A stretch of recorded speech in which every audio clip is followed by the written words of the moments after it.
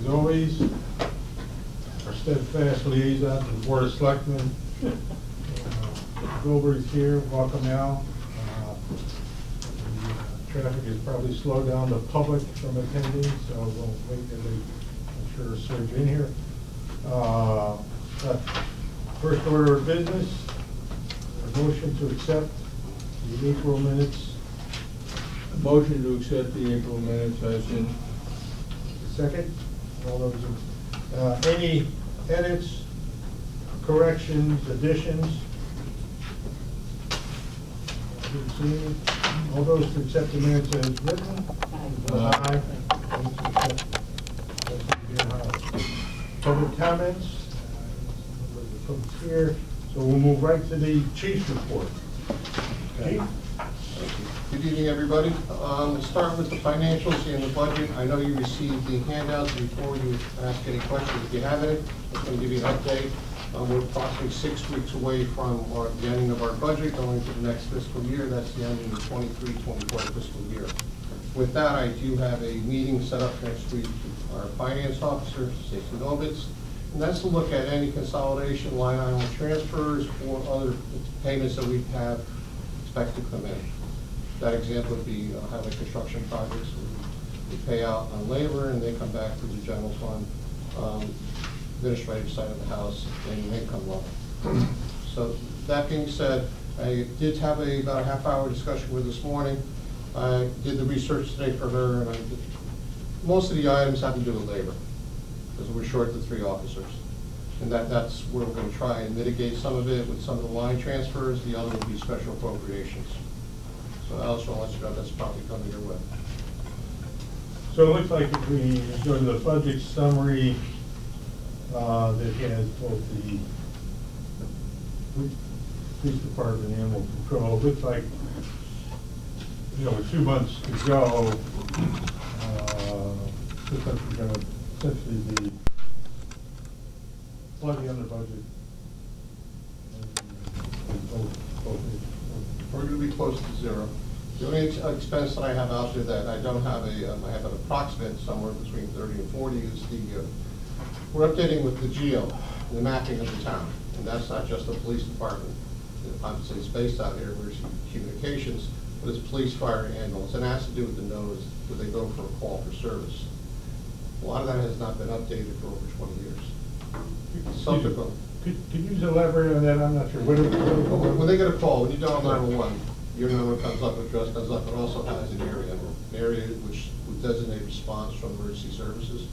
Police are more direct with the fire departments, and it may generate a secondary call in mutual aid. The ambulance may call for a medic. So that comes up automatically if you were to sit there in the screens and watch it. So the problem is that some buildings have changed. They've become bigger. They've been torn down. They've become a commercial building. There are now maybe 4 or 5 apartments where a house once stood. So that hasn't been updated. So it creates a problem when you respond to the call. So we identified this, and we met with the vendors. NextGen have been great and been helping us with the technology change. And this is some of the upgrades, because that hasn't been upgraded in a period of time before I arrived. So we're trying to bring us into the next century, so to speak, be on par with the Department of Motor Vehicles and the state police have, and also get the necessary data for the fire departments and for the ambulance when they use their NetMotion, which is kind of like a laptop or an iPad, which tells them all that information. To update it would be, it's very important we do that. You have a series of apartments being built on the old Cottage Road through there. Some of those are multiple bedroom units. So you're going to have 40-some-odd units in there. So that will identify down to the building. This is important. And you share the cost between fire and ambulance? We're looking right now, when they told us initially, we're looking at another 30 to 40,000. With the geo study by the, for some reason, I don't understand why Vizio, which does your tax appraisal properties, just showing these updated, does not speak the language to the vendors of NextGen. So somebody has to gather that and interpret it. If I'm saying this correctly, this is above my pay grade, but I think I'm in the ballpark. So that takes labor. So they had to go and basically enter this information, verify it. And right now we're actually verifying a lot of the information between the fire services, Sam's office, who Sam the borough's been a great help, and others. We'll get it done. But that's the only outstanding that's there, and I'd really like it to fall before July 1st.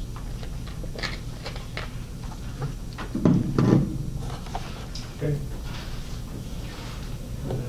Okay? Training? Training report, 380 hours of training in the handout, which I have here. Let me see, we covered cultural diversity in the annual firearms, EMR initial certification for 2 officers, mid-level management collect NCI recertification, which is required, the monthly South Central regional team, and I believe there's also some of the traffic squad did some training that also I don't see on this list. That's about average for this time of year. The range will pick up if we're going to night firing soon, and also rifle shotgun. Okay. Yeah. Do the officers pick their own firearm model type, or is there a standard firearm for the department? I want to understand this. Say it again. Do the officers pick their own sidearm? Oh, God, no. Or is there a standard? No, we said, they leave it to the departments. I mean, you're required by law a certain proficiency. Right. With whatever, with your 9mm, a 38, or a 40 or 45. And the trend, they had 9s, they went away from it, they went to higher stopping power. That has changed, that has gone back to larger capacity. If you look at the feds, state, everybody's going back to 9mm. We jumped back 4 years ago. The other technologies that we're looking at now, if I may add to this, is that if you look at what saved the day in Bristol, is that officer had a sight on it that was basically hologram with a light. And that officer from more than 50 feet at night, without light, put down the assailant and then attacked. And the 2 officers, unfortunately, murdered those officers. But that officer that responded, that was wounded, stood up. It's because of that sight. So a lot of departments are trying to get to that. And we're looking at that right now.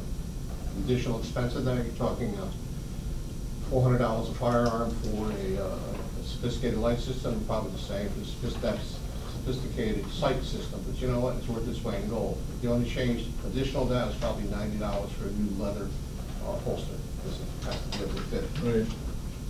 But my question was more to a brand name. Can we specify the Glock 6? Well, most of them, even if they're foreign, they're made in America, assembled in America. You know, we try to, Smith & Wesson was the #1 years ago, that's all changed. I think a lot of the technology, probably the finest firearm made is H&K in Germany. Czechs are right there, SIG is there. Glock is just a proven, ready piece of equipment that's economical, it works. And yet you shoot, so you understand, does anybody else shoot? With the Glock, I mean, it's not unusual that somebody in a PPC course would double tap right through that hole based on the weight of the gun and the way it holds it. So it's really a proven firearm over 20 years in this country. And are there more Glocks on our department than anything? We're Glocks, we're all Glocks. All Glocks, okay. We're all Glocks, and we're looking maybe in semi-automatic shotguns. What about the specifications for ammunition for 9s? That is, the technology on that has changed. You know, there are much more deadly rounds out now. It goes to the load penetration. Yeah. You know, it could be, they use what they call gel blocks that's based on different criteria. I can tell you that, you know, so there's people that will argue that it should be a higher firepower, you know, a stopping power. You know, for me, from experience, you know, unfortunately, this guy's had a couple of shootings in state police, but 9mm worked fine. Put down the assailant and end of the day. Thank you. Could the sight system that you were describing work on the Glock? Pardon? Could the sight system that you were talking about, would that work on a Glock? Yeah, all the manufacturers make the, so that it has it. If you ever look at the top of the slide to see where it has basically wrench holes fixed to make it fixed. And the dial in for each person, everybody's eyesight. You want it so that when they draw, particularly in a close quarter battle, they call CQB, that's where within 7-10 feet where it's going to happen.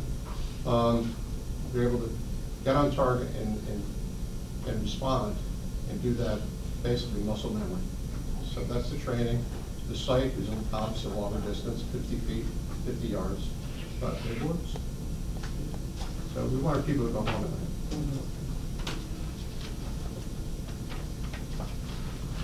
night.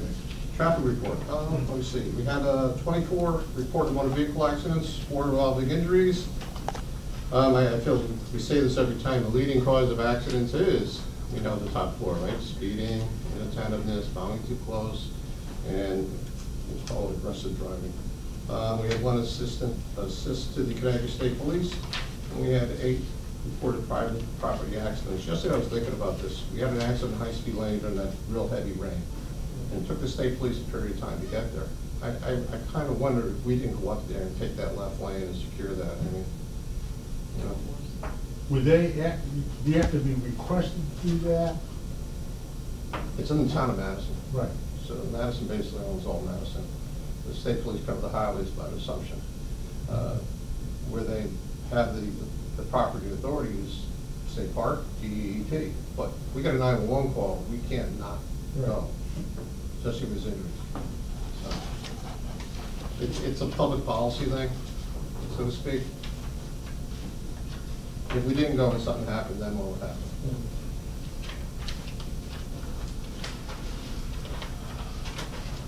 Okay, recruitment.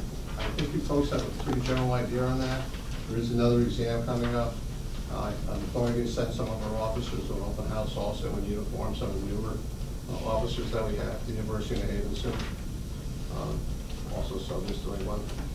I know that Jeremy York, Lieutenant York, is attending a open housing and training with social workers that's put on by Dr. Logan. That's in regards to training and how people are utilizing it, those that have gone that way already before the law takes effect.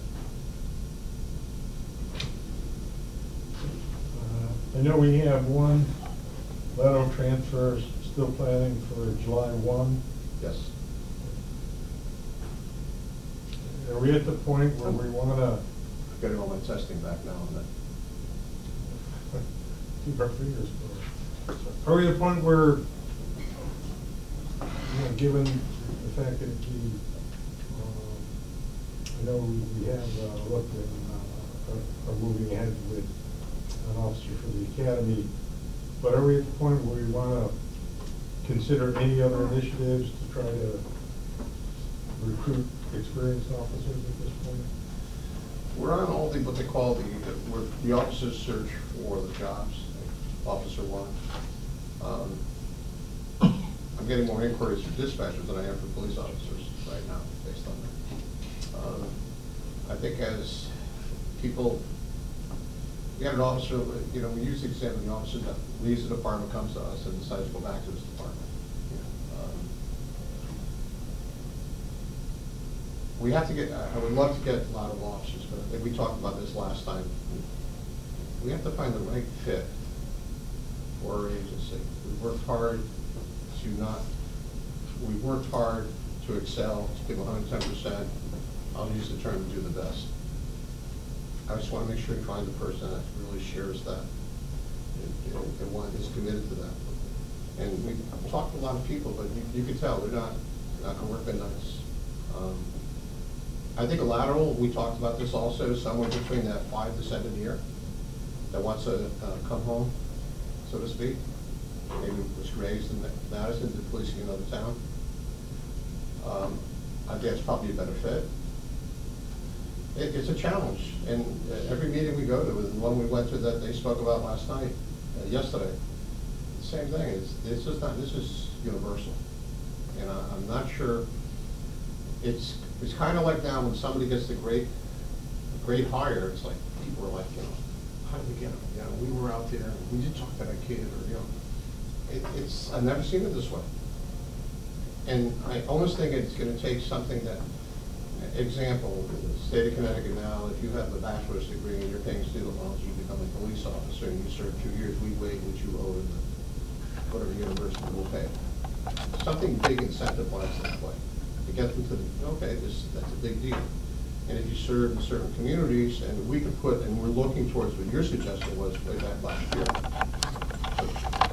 It's not something I can get in the budget year this year for even a discussion on. Not from our board. It's zero cost. Pardon? It's zero cost. If you pay an incentive to hire officers, you're going to save it on overtime. Zero cost. Peggy and the selectmen would celebrate. It's a constant lobby. Mr. Chairman. It's a constant hobby. But I think you can. Kind of like we go to the door, they hide now. You can make the point, dollars are fungible, where you pay them in overtime, you're paid in salary. You pay in salary and you save more than salary in overtime. Tough for Stacy to argue. We have some of the major components. The community speaks for itself. Yes, we have our crime, but quality of life as a police officer in the town of Madison versus quality of life in some other community, I think I'd pick the town of Madison. Yeah. What we offer for incentives for education and training also is a paramount is a 5-3 schedule. That gets them there. And it comes down to that one thing, begins with an N, with a P. And when we talk about it, it's pensions. And that's going to, I have no doubt that's going to come up when they open their agreement. The towns, the list is there. I know there's other ways, but I'm just saying that's what, I talk to these officers, I do the one-on-ones, I talk to the new officers. You know, they love being here, but they want to grow here and stay for 20, 25, 30 years. But I think the only way we accommodate that is that we have some sort of incentive, either it's called pension or something, the same dollars that they feel confident that at the end of their career, they're going to have, that's as part of the retirement program. And they're not, it's not like years ago they wanted their overtime and everything. No, they just want whatever they're making, is half, 50% of that we're happy. So the towns that are in the cities, that's why they're revisiting it, because those are the towns that aren't having problems attracting people. That is in black and white. Okay.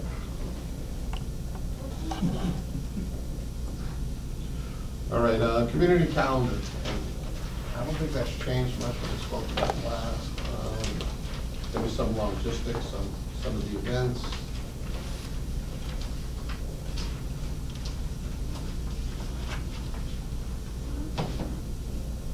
I said Memorial Day on the 27th, and it's downtown, and that goes to the Green, and then I think they're going to be retreating to the Legion.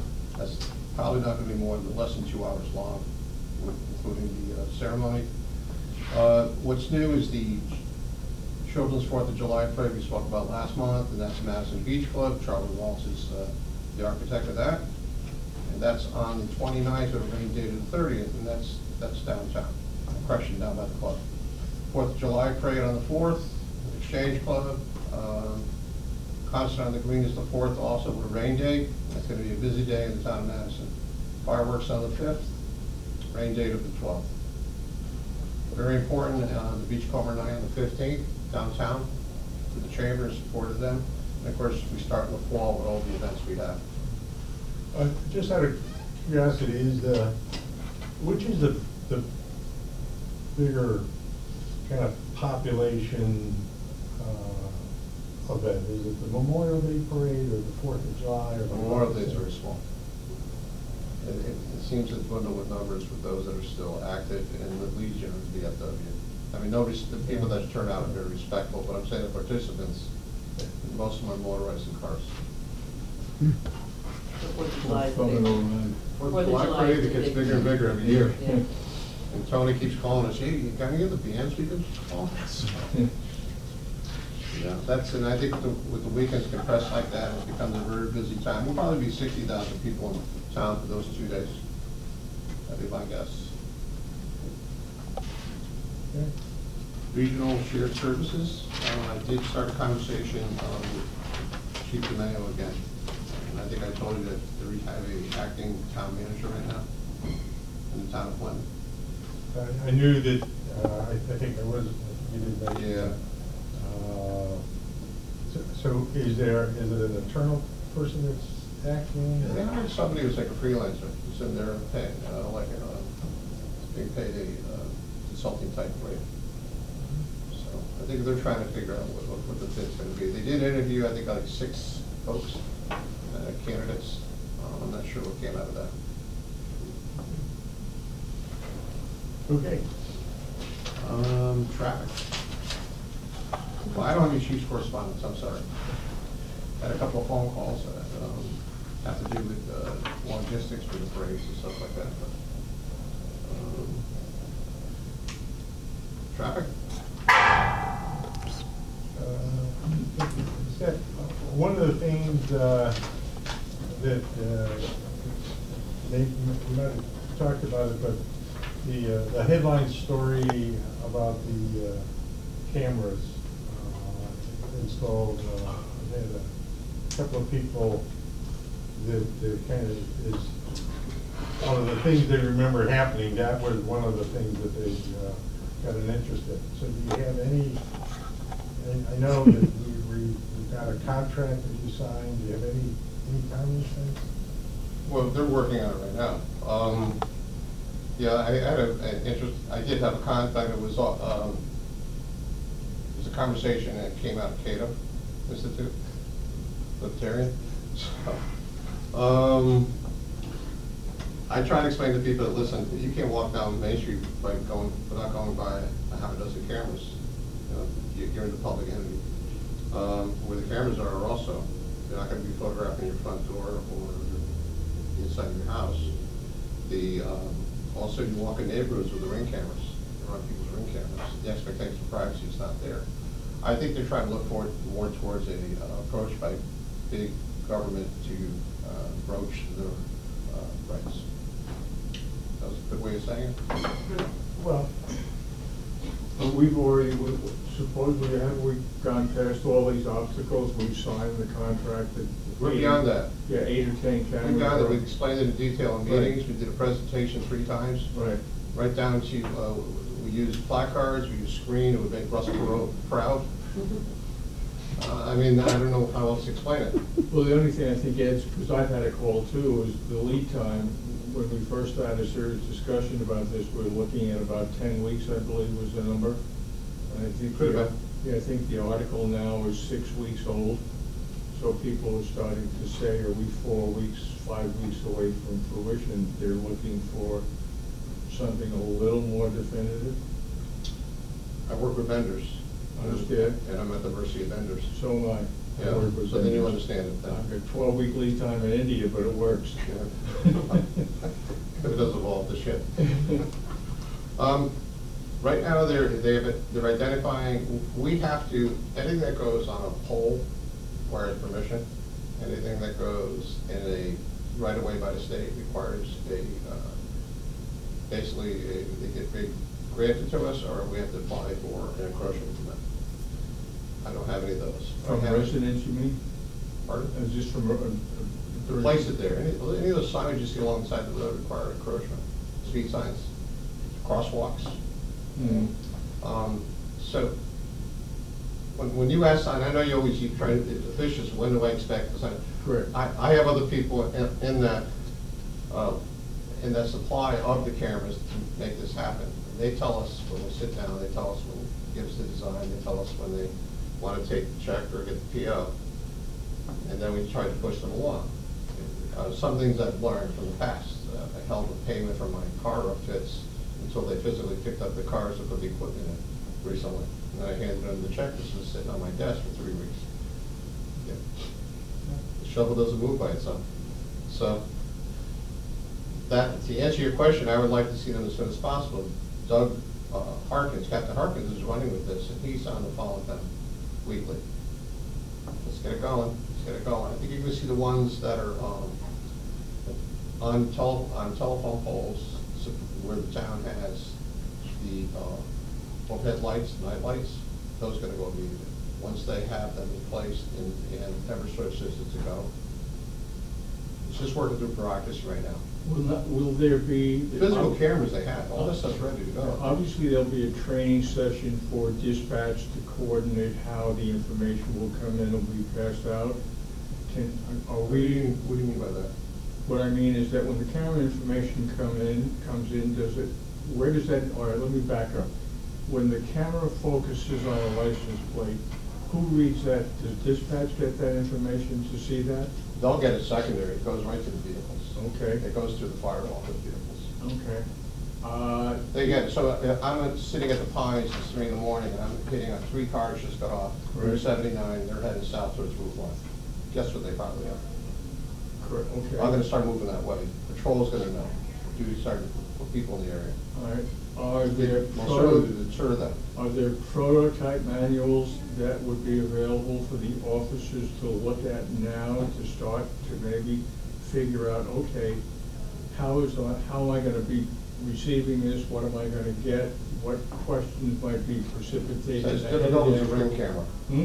It's as difficult as a ring camera, As difficult as a ring camera. yes. So you can go Done backwards. and half, yes, all that, go everything forward. there. So if you're not watching at the time, It's you like can a go back. 5-minute video, So it's an easy train. but it's proprietary to law enforcement, it's used in government. In the case of these, they're not made in China, they're not made in foreign nations that don't have treaties, things like that.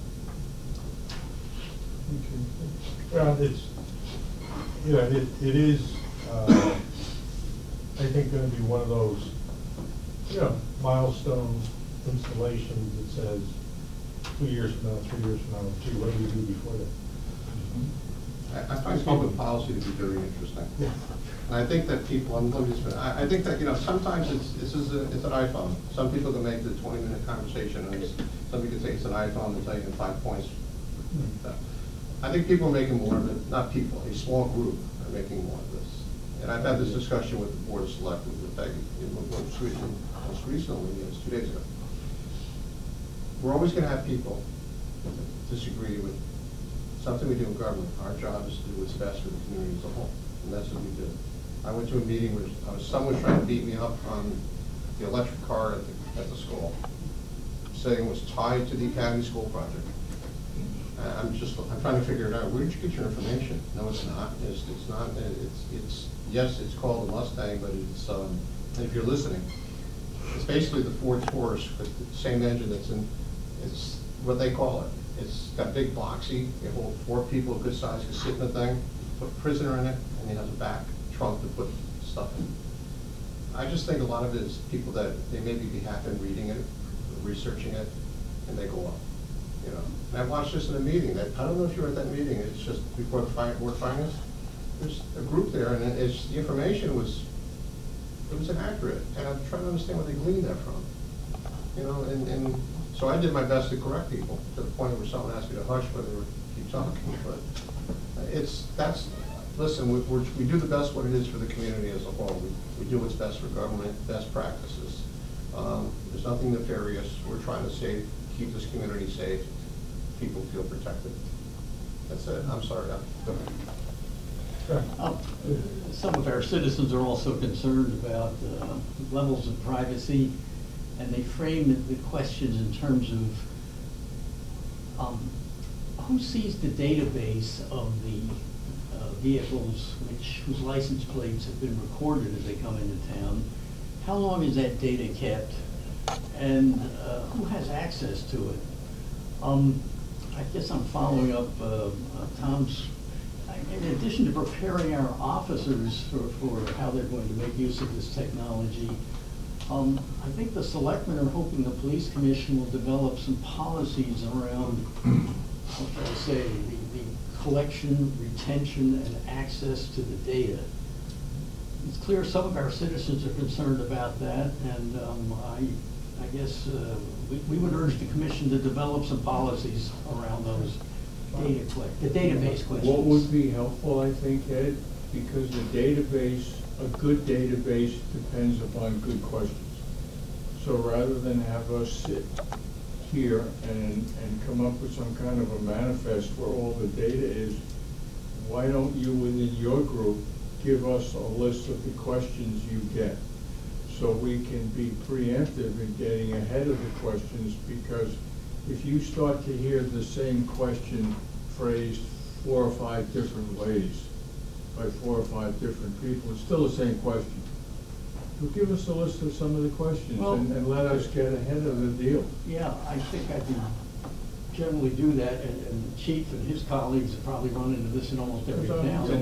We all Who's gonna see the get the data? questions that people recognize to say, you know, where is our privacy? Did you listen? Well, that's it, Tom, that's exactly it. Where is our privacy? Yeah. Well, you know, balance in the world we live in, which is chaotic on a good day, spelled with small letters instead of capital letters. Your privacy is a function of your protection. So I don't know, maybe people miss this. That's not our database. That's the motor vehicle department. Your question is going to motor vehicle. There's laws that guide the retention of that. What locks for us is the stolen car at a certain place that the camera photographs. That's what it does. If you drive I-95, as soon in Connecticut, but most certainly Rhode Island, those things that are overhead, eventually they're going to be sending you tickets. Mhm. And if you go through the toll booth and it reads your plate, it then sends you a bill for your $2.85 to cross a certain bridge. I'm trying to figure it out. What is the question? Because the database is controlled by the state of Connecticut. We can't create anything that's going to trump state law. There's the perception on the public's part that I don't fully understand the technology, that somehow a listing will be made of the license plates that have been read by our equipment. I don't know whether that's true, Chief, but that's It the could be what? perception that some people have. It's And ridiculous. who's gonna see that list? And how long is it But retained? the issue is, I think to the chief's point, if an officer now reads somebody's license plate because a very attractive woman driving that car, that is clear violation of the collect system, and we have 14 officers no longer with us. Someone who. Right, and the collect, there's a validation process for plates. Every time if they pick it randomly, if we ran your plate 4 times, you'd probably pick up on that, and they'd send it to me. Chairman also gets it, Doug gets it, for validation. Then we go and inspect it. They do that. They've arrested people for violating that. But that's already state law and also federal law to the collect side. So there's no policy we can develop that we can't trump that. I understand what you're saying, Chief, and maybe policy isn't really the right word. Maybe we just need to help the public understand that there isn't a list that's collected and analyzed or snooped around. And I mean, so some further education for the public, I think, is very much in order here. Further education for the public should be done for everything. But as we install it, if questions come up. We'll answer. Yeah. I'll be happy to answer. Please, call or come in, we'll be happy to answer them.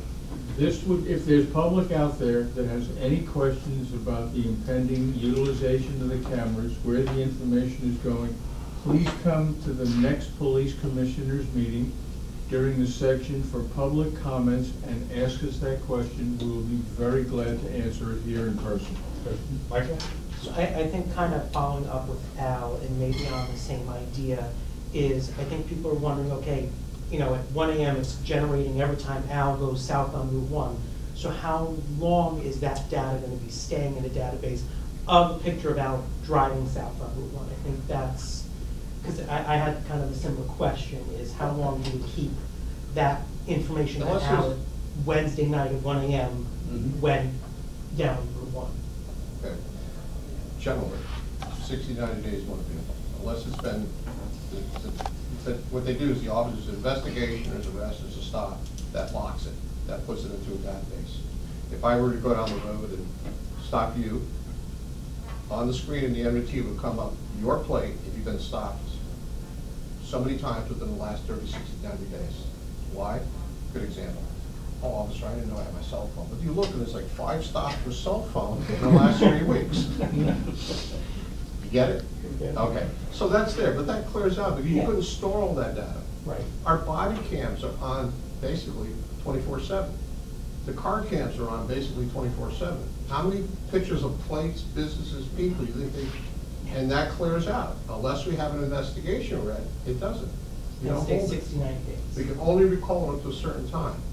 And I mean, we try to recall stuff in major investigations. That's a hard task. Now, maybe the feds have something we don't know about that they're able to do, but I'm just saying first, it doesn't. So I think when people fear, I don't know, I mean, maybe the guy who delivers newspapers would be upset, we keep running his plate every morning at, 4 AM, but. We explained this many times in many meetings, and we're happy to continue to answer, but I mean, at some point you have to understand, it's in the interest of public safety, it's in the interest, it's good public policy, it's not, there's no nefarious mission to it. We're trying to protect people from their cars getting ripped off and crimes in the middle of the night when we use less than we probably need for resources on the road. force multiplier. But I think that's a good answer, 60, 90 days, because I didn't know that. And I think that general public is not, that's a good, so we have an idea. Okay. Anything? Where do we leave off? We're on, I think we're on traffic. new business. Are we talking about traffic? Right. Okay, that's important. Apparently the dialogue is going back and forth now with DOT, which is great, on the encroachments for the crosswalks. On, at West Wharf, one downtown, one at improvement to the site at Scotland Route 1, where those kind of offsets, then you go down East Wharf, by Liberty, and then out to Hammonasset and beyond to Cottage. I had met with the engineers, there was 20 of them. And that, you remember I was saying I was meeting, there's like 20 of them. A lot of people were calling. Selectman Murphy was very interested. Why are these people with hard hats and orange vests walking with the chief? That would have been appropriate for Mr. Campbell to join us. Because he wanted to come. The gentleman was blind. And I've talked to him since, by the way. So we went through, and they are aware, by the way, of his request. And they were going to try and fast track it. Tom, I can't tell you what that means in time. It's a state of I wasn't even gonna ask, I've been doing this too long. I'm hoping for the best. So they literally walked from downtown out to Hamo, out to Cottage. And some moved the cars. They marked the road, they took some measurements. So I learned a lot about that. They did ask me to be nice with a certain person from DOT in regards to my request of the town, to doing the best they can. I learned a lot of it. They didn't know about the increase to population with the apartments and everything out towards the eastern part of town, which has a big factor. So they said they have to change where Cottage, essentially by Windermere, it meets Route 1. That's an awkward intersection. It's a challenge, yes. One by the Donahue's, Dunkin' Donuts, Lenny's, in there. Where is the Greenway going to connect? Because Ed, they're putting in bike lanes. And Hallelujah. Pedestrian bike lanes, they're gonna fix they have to fix the offset, as I explained, by Scotland. And that's gonna be, they're trying to figure out, as an example, you come out around where it's Burnbottom Lane, Yeah. and then you go right, they're gonna change that up. You know, they could understand it's difficult for seniors, and it's not really safe. That served years ago. They're looking to see where they could use for the lane, additional lane, which would be a little strip, let's say across from Swan. Immediately generated people that live in that area come up to you saying, "You're not cutting trees, are you?" No. And it was, I learned a lot, they learned a lot with the town, things they didn't know.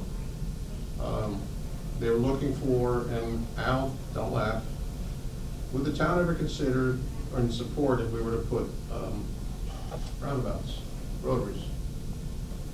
And they said that if you look at the success of how many cars go through the Route 8081 rotary, you know, the other ones have the bigger trucks, you know, but the way the brick is, they said it's very successful.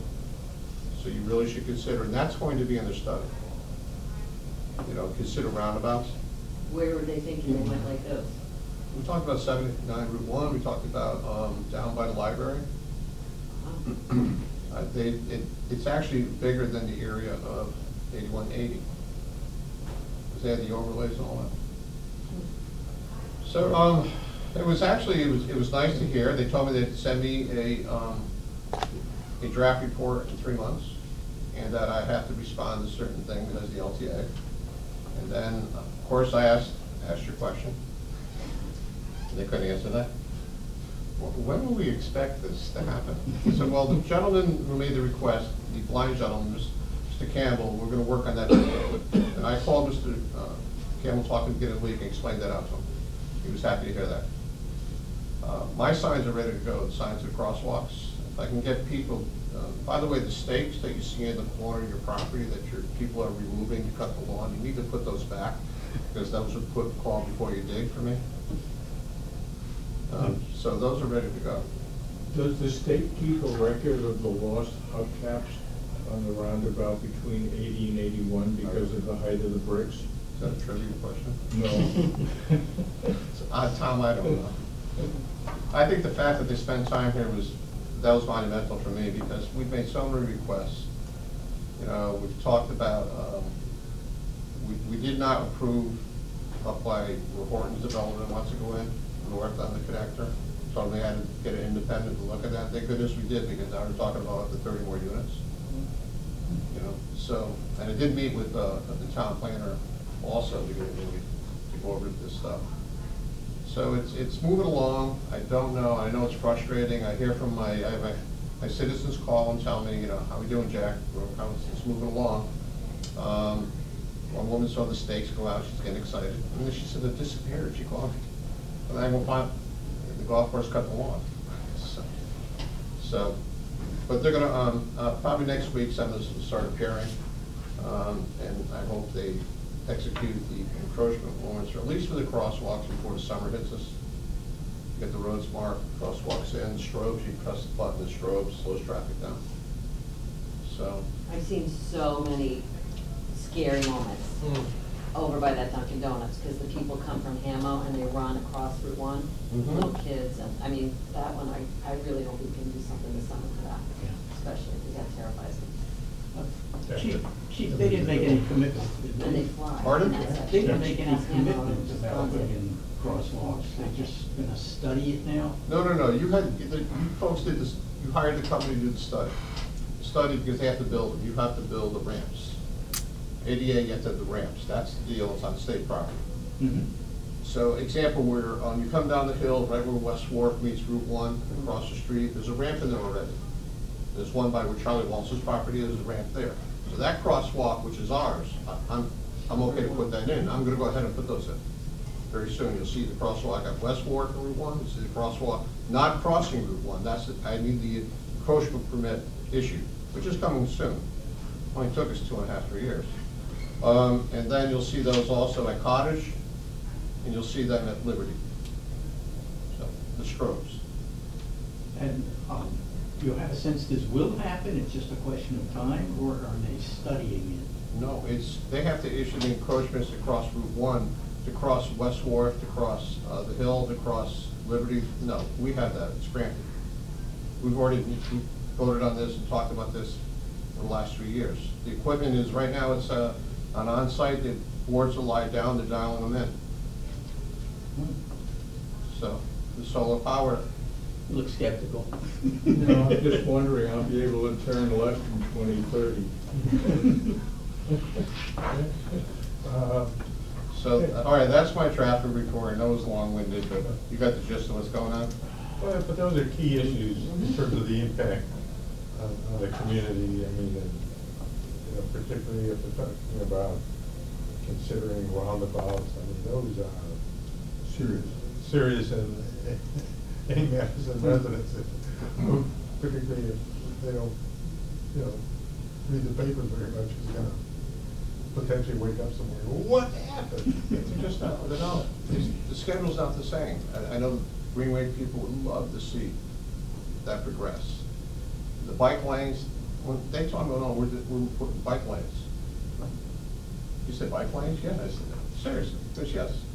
So that's the grant money they're getting from the feds, is they're trying to get people for riding their bikes to work, walking, trying to make it pedestrian bicycle. Attractive, I'll call it, safety. And by the way, that all ties together with the speeding tickets and the warnings, and, you know, you start to encourage more people to be on the road on their bikes, and just, yeah, it all ties together in terms of the number of officers you need to monitor the traffic. Okay. Good.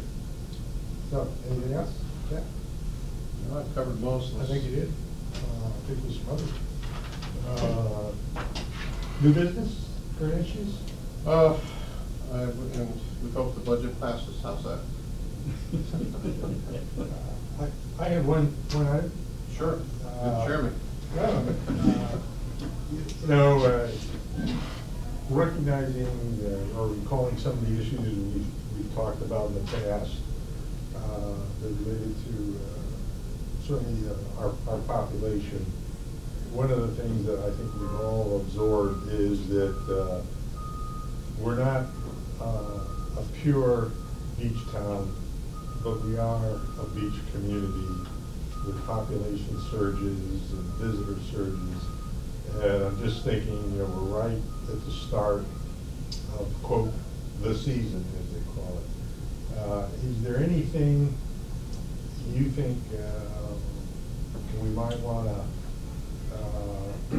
put on the June agenda, Chief, in terms of just for both, our education and potentially endorsement, such as, we're going to start the motorcycle patrols in terms of that, or we need to remind people that there are certain areas you cannot park. And I know it's your cousin from New Jersey, but you can't park there. If you're going to have the beach event, you've got to let the police know if you're going to have 12 visitors. I mean, is there anything along those lines that it'd just be helpful to put together? Here's our summer plan. Some changes, now we have a little more staff, hopefully we'll have more during the summer. The SROs will be on the road, and Motorcycle One will be out. We are trying to get the second officer trained. That goes back to almost a year now. That'd be great. We have probably going to send 4 to 6 officers to bicycle, and purchase 4 new generation bicycles. Kind of saturate that with Route 1 with the motorcycles in the beaches. It's not going to leave the northern part of town uncovered. We'll have our patrols up there, but I'll have more personnel available because of the SROs are back on the road and 2 more officers. Do we have a second qualified motorcycle officer? There's 3, but they're still going to have to go and get updated and trained and requalify, so to speak. That's the term I use, recertify. The second bike would be a lease, just to start. We're not going to make the investment by the lease. It's all inclusive, lights, everything. We just pop in the radio.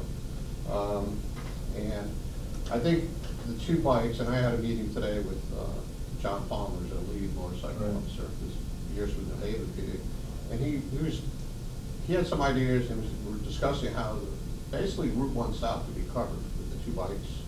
Add the bicycles, we can go north, to the other areas that are just south of Route 95, so to speak. But that, and that's between, I think people seeing the officers, we started out with the officers on bikes a few years ago, probably more than 8 years now, and it was a great program where people wanted to ride the bikes and be involved. We now have 8 younger officers, with more to come, and they are excited about that. So we're going to, ATIMA is the acronym for the organization that controls that, certifies the officers, that we certified as bicycle officer. We're trying to get the training down here so that our seats are discounted, and then any other department that comes down here, that training's obviously based it on the gym here. Motorcycle, whoever it is going to probably have to go to New Hampshire for a week, and because they do all the tactical, high speed, all that. And they put them on the bike that they'll be riding. So that's important. The motorcycle we have is just had the battery change. It's back from the dealership. We have a couple of warranties on it. It's all great. There are some other things I probably didn't mention, but I want to mention. The bike is in that garage. That garage is, I met with Public Works. They're going to clean that garage up finally. The floor is cracking, has to be painted. We have to get rid of generations of car parts and everything else. I asked for 2 dumpsters. I asked them to pull the floor to get ground and then resealed. That they paint the interior. When they came in, they said, we're also going to power wash the outside of the buildings. We're also going to do the Sally Port. We want to clean it up so that we use those vehicles, we can put them in there. I was trying to maintain that equipment so it doesn't end up in a pile. I mean, the vehicles would be, with the bikes generally. You should see how some of these people store them. We've been very good with that. So I'll put something together for the next meeting announcing that. I think we're going to also, the people on the bikes are more of a community approach. I'm going to go back to that. And when people call in for a party or things like that, they'll be like the information officer for that. So, Well, again, I think it'd be helpful, as Tom, and you have better memory than I, but my recollection was when you started the bike patrols, and prior to even the motorcycle, the feedback from the community was tremendous. You know, they were in the population density areas, but there was, similar to the motorcycle officers, there was this inclination to talk to the police officer, to ask them a question, to issue a little complaint about something.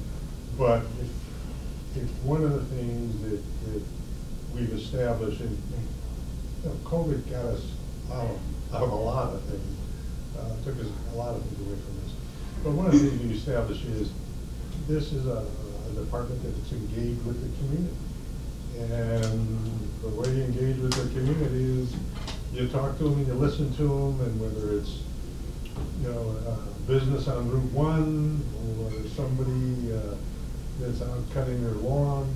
So I think that the feedback, as I recall, was absolutely terrific. Yeah. it was great. I mean, I was on the bikes then. Yeah. First few years I was here, and, you know, people were like, that's a treat. And I want, there's a rumor they're gonna use us in an ad for the chamber, for Madison. So I would like to get 4 of my dashing officers on bikes there, and, you know. It'd be great. So, I'm not sure what the narrative is yet, they said it's about 2 minutes. Yeah. So, Well, and whether you talk to them or not, you notice there's the vest, there's the bike, there's the police officer. That's why I met with so many people. I think, how'd you know all these people? I met them very quick in the first few years. Well, it's a great move. So, So, And I love it for our newer officers too, to really start to get more, to know more people in the community. these kids are great. They're absolutely great. Kind of adding on to that with positive community engagement, on your never-ending list of things to do, is there anything about, or anything that we could see coming in the future of social media engagement? You know, I follow, like, Guilford Police Department does a really good, where it keeps it very light, very engaging, but they're like, hey, don't forget, there is the budget, or lock your cars, or it's time to change the batteries in your smoke alarm. Or I think they, recently I saw they were talking about a pothole, but they used the Titanic image saying, you know, there's enough room, Rose, and it was just anything made me see where there's some type of. And to add on to what you're saying, you do so much already. That's what I'm saying, never ending You list already of do things. so many things, and the community doesn't know as much as all the Well, things that you actually, we do. put it out to 911 on their site. 911 dispatch. Yeah, because when they get the call, the phone, or they get the call or something, you know, they put the, you know, phones are down, you know. So using dispatch is kind of controlling the Yeah, well, we social should media. do ours also. I'm trying to find one of my officers, and during these one-on-ones I do, is who's media savvy. Mm. Now, when Jeremy goes out into the NA, Lieutenant York, he's going to go to the media program, and also the PIO program, that's required for him. So I think he's gonna come, the FBI guy, so he's going to come back with that knowledge, and I think we found somebody who's savvy that way, one of the officers. We're going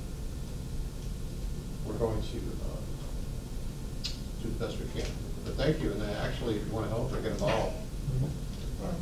Maybe. I do have one Me other too, I would item too. of new Yeah, business, and it just I- came to me, but I think I probably should. This goes to the Hamburg homicide, and this is, it's a paper bulk consumption that, with the change in some of the techniques with, DNA, some of the other technology, electronics, we're working with different organizations right now to reprocess some of the information we have and some of the evidence we have. We did persevere, we talked about that with FOIA, with the request and the lawsuit, that the Supreme Court of the state of Connecticut essentially, it withdrew, essentially overruled on the FOIA against us, but it left the door open for the Amber, the people behind it, the producer for HBO, and Yale Law School to come back. We know they're coming back, and I got that information last night, so I have a production request. We're no longer going to be represented by counsel from town, and I can understand the expense of doing this. So I went to the state's attorney's office. I had a Zoom meeting with Chief State's Attorney's Office, New Haven State's Attorney's Office, the Appellate Division of the State's Attorney's Office, and the training of the State's Attorney's Office. And Floyd Dugas was on the call also, because he had tried the case. My understanding is that they're going to take over. They're going to, in behalf of, it's not just the town of Madison, it's public policy. You can't release information like that only somebody committed the crime would know. You also, in deference to the family, in respect to the family, that information shouldn't be available. I don't see the value in that. I think public policy would prevent that. You know, representing any case that comes forward in the state of Connecticut, that this decision will affect. So my understanding is we'll call it round 2, and it's going to involve the state of Connecticut. My guess is going to be tried by one of the lawyers that I'm representing, not just Madison, but all law enforcement of the state of Connecticut, in the interest of the state's attorney. Maybe an attorney general may step in there also, but that's going to be it. And Alan Branch should come out from Yale, because he's asking for it now. I'm going to say, I assume he must be a professor, because he's trying to gear up for the senior class that comes in law school, which will be working on this. So he's trying to, you know, I want to sit down with him and say, tell me what it is you want, what do you want, why do you want it, and I'll tell you what I can and cannot give you. So we can argue what I cannot give you if that's the case, or you can say, okay, I'm good. No cameras, no HBO, this is just like we're having a meeting today. So that's where we're at as of today. And that's where it's going forward. I told Attorney Dugas that we can't fund this anymore. No. Well, I had that discussion with First Selectman, and rightfully so. And I told them the interest of public policy in the state of Connecticut, they have to defend it, and they understood. Oh, stay tuned. Okay? Good. But some great things that come out of different DNA technologies, and I'm excited about that, particularly some of the FBI capabilities that we didn't know existed. They didn't exist back then, but do now. Okay. Stay tuned. Good, thank you. Okay. Commissioner comments? Huh? I've used up my quota. Amy? Michael? Well, thank you. And I think we had a Productive meeting. I have any comments on the basis of diluting the productivity. So, anyway. All those in favor of adjourning the meeting?